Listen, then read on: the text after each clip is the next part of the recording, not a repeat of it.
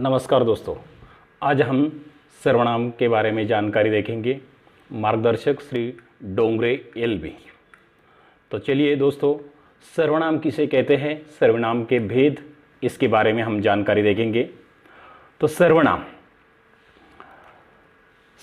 सबसे पहले हम सर्वनाम की परिभाषा देखने से पहले एक वाक्य उदाहरण के तौर पर यहाँ पर मैं स्क्रीन पर दिखाता हूँ, उससे आपको पता चल सकता है। जैसे रमेश बाजार गया, रमेश ने कुछ किताबें खरीदी और रमेश घर वापस आया।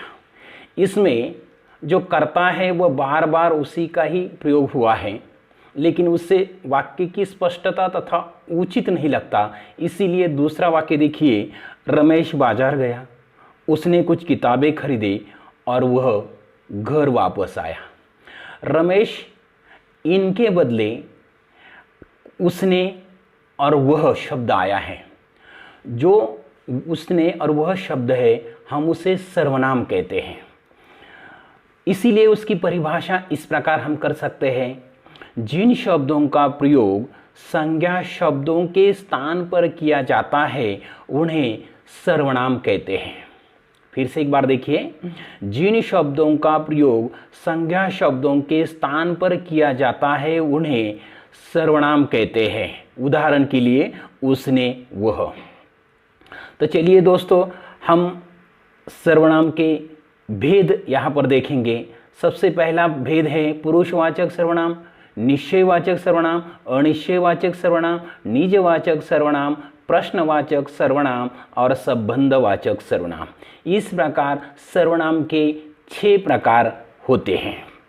तो चलिए, सबसे पहले जो प्रकार है पुरुषवाचक सर्वनाम, हम उसके बारे में जानकारी प्राप्त करेंगे। पुरुषवाचक, तो सबसे पहले हम उसकी परिभाषा देखेंगे और उससे पता चलेगा कि इनके भी कुछ भेद होते हैं।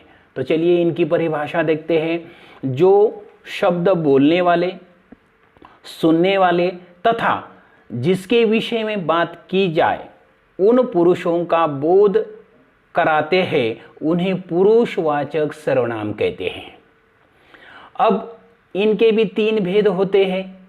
जैसे बोलने वाले का मतलब, पहला है उत्तम पुरुषवाचक सर्वनाम, दूसरा है सुनने वाले यानी मध्यम पुरुष सर्वनाम, तीसरा है जिसके विषय में बात की जाए उसे अन्य पुरुषवाचक सर्वनाम कहते हैं। तो फिर इनमें कौन कौन से शब्द आते हैं वह देखेंगे। पहला है बोलने वाले यानी उत्तम पुरुषवाचक सर्वनाम, मैं, मुझे, हम, हमें।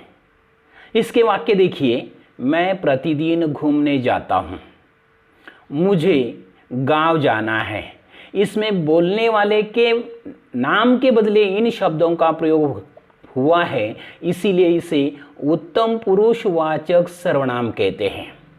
इसका दूसरा प्रकार या भेद है सुनने वाले यानी मध्यम पुरुषवाचक सर्वनाम, तू, तुम, तुमको, तुमसे, आप। इस प्रकार के शब्द इसमें आते हैं। इसके वाक्य में प्रयोग हम करके देखेंगे। तुम कल नहीं आए थे, आप वहाँ पर बैठ जाइए। यहाँ पर तुम और आप ये सुनने वाले व्यक्ति के नाम के बदले है, इसीलिए इन्हें मध्यम पुरुषवाचक सर्वनाम कहते हैं। इसमें तीसरा प्रकार है जिसके विषय में बात की जाए, जिसे अन्य पुरुषवाचक सर्वनाम कहते हैं। जैसे वह, वे, यह, ये, उसे, उससे, उनको, उनके लिए। तो ये सारे शब्द अन्य पुरुषवाचक सर्वनाम के रूप में आते हैं। तो चलिए इनके भी वाक्य देखेंगे। वह मेरा मित्र है, वे जा रहे हैं। वह और वे ये शब्द अन्य पुरुषवाचक सर्वनाम शब्द है। तो इस प्रकार पुरुषवाचक के 3 प्रकार है, उत्तम पुरुष, मध्यम पुरुष और अन्य पुरुष। तो चलिए अगले प्रकार की तरफ चलते हैं। अगला नंबर 2, निश्चयवाचक सर्वनाम। नाम से ही स्पष्ट होता है, इसमें निश्चित सर्वनाम शब्दों का प्रयोग होता है। जो वस्तु होती है उसके लिए ही ये शब्द सर्वनाम आता है।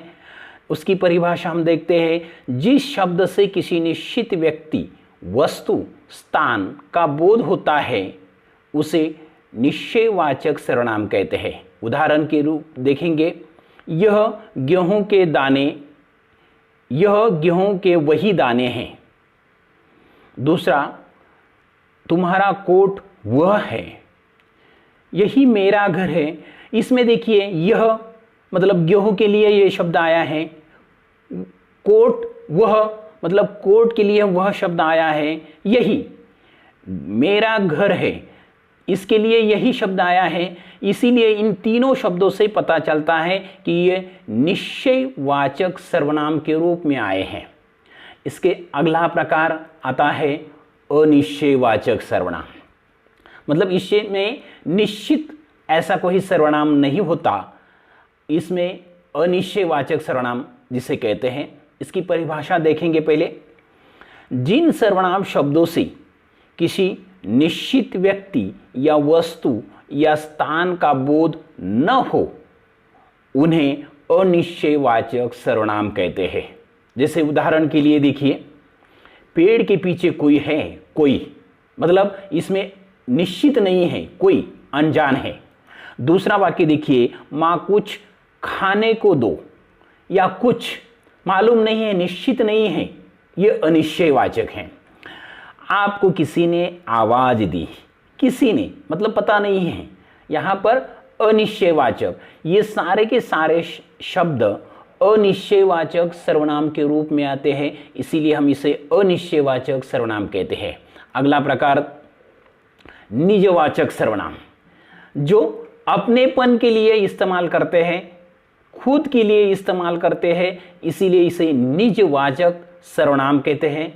जैसे देखिए, जो सर्वनाम शब्द अपनेपन का बोध कराते हैं या निजत्व का बोध कराते हैं उन्हें निजवाचक सर्वनाम शब्द कहते हैं। जैसे उदाहरण के लिए देखिए, लड़के अपने आप काम करती है, लड़की अपने आप काम करती है, अपने आप, यहाँ पर खुद के लिए उन्होंने शब्द इस्तेमाल किया है आप। दूसरा वाक्य देखिए, हमें अपना काम स्वयं करना चाहिए, यहाँ पर स्वयं ये शब्द आया है। तीसरा वाक्य देखिए, चींटी खुद अनाज इकट्ठा करती है। मतलब तीनों वाक्यों को गौर से देखें तो यहाँ पर आप, स्वयं और खुद ये शब्द निजत्व का यानी अपनेपन का बोध कराते हैं, इसीलिए इसे निजवाचक सर्वनाम कहते हैं। तो चलिए अगले प्रकार की तरफ चलते हैं।